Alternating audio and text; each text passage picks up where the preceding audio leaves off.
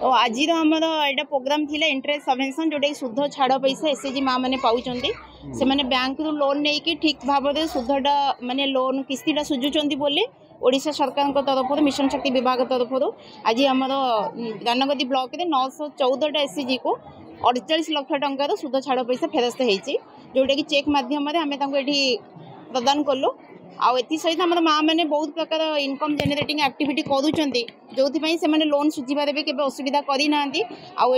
से भरोसा होती आज आम माननीय मुख्यमंत्री सार द्वारा यहाँ उद्घाटन होगी शेष किस्ती हिसाब से आज आमर जा पैसा आगक एमती जारी रएसएचजी माँ मैंने या द्वारा आगे मोटिवेट भी हे जो मैंने आज आम हाईएस्ट जड़े पाई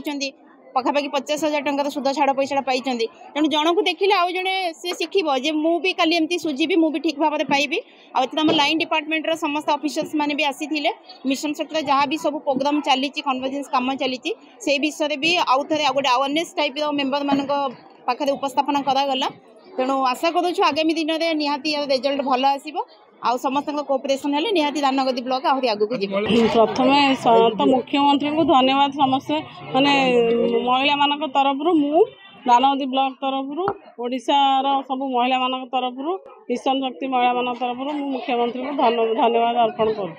दानगदी विशेषकर 50टा ग्रुप को सुध छाड़